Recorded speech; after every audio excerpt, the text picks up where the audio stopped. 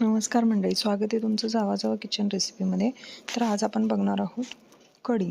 त्यासाठी लागणारं साहित्य पुढीलप्रमाणे: ताक घेतलेलं आहे, 1 टेबलस्पून बेसन पीठ घेतलेलं आहे, तेल, मिरच्या आणि लसूण बारीक करून घेतलेलं आहे, मीठ, जिरे, मोहरी, हळद, कढीपत्ता आणि कोथिंबीर.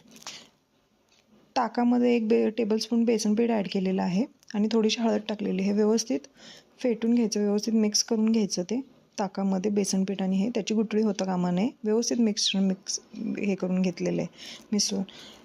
टोपामध्ये एका तेल टाकलेले, त्याच्यामध्ये मोहरी ॲड केलेली आहे. मोहरी तडतड वाजल्यानंतर त्याच्यामध्ये जिरे ॲड केलेले आहे, नंतर कढीपत्ता टाकलेला आहे. जे आपण लसूण आणि मिरची बारीक करून घेतलेली ती व्यवस्थित तेलामध्ये भाजून घ्यायची. व्यवस्थित भाजून घेतल्यानंतर जे आपण मिश्रण तयार केलेलं आहे ताकाचं, ते त्याच्यामध्ये ॲड करायचं.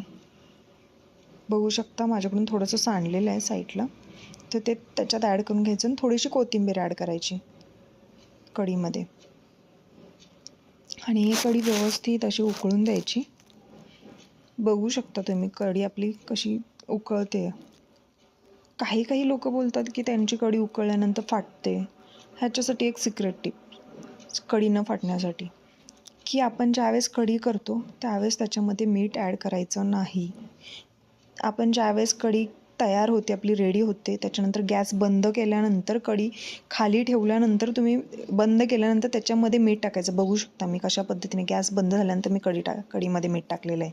त्याच्यामुळे कढी आपली फाटत नाही. तर रेडी आहे आपली कढी.